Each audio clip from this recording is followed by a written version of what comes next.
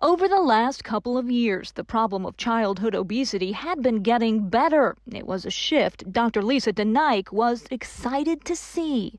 We were seeing some modest improvements in our rates of pediatric obesity in the Dr. last couple DeNike of is chief years. of pediatrics for Kaiser Permanente Northwest. She says the rates of childhood obesity were on a downward trend. That is, until COVID.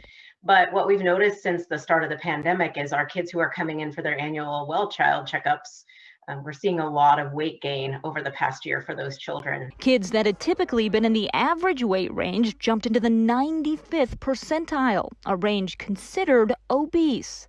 And the problem with that is over time, as children are obese for longer periods in their life, that pushes them into the risk category for type 2 diabetes, heart and kidney problems in young adulthood, which is what we were trying to avoid.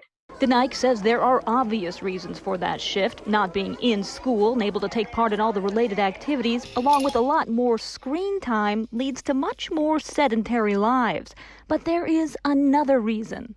Kids feel their parents' stress. They also may not have great coping skills. And so they may be eating more if they're stressed and anxious.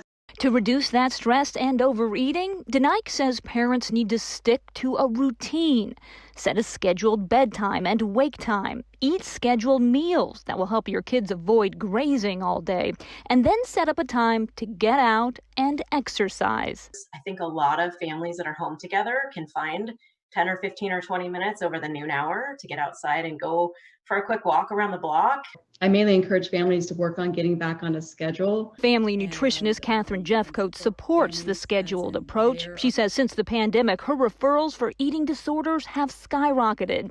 Teenagers fearful of gaining weight and younger children gaining too much. Like DeNike, Jeffcoat encourages parents to take control. Start with the small things. Stock your cupboards with lots of healthy fruits and vegetables and whole grains, and so they feel good about the snacks their kids are eating. Over time, they'll make a big difference. In Portland, Keely Chalmers, KGW News.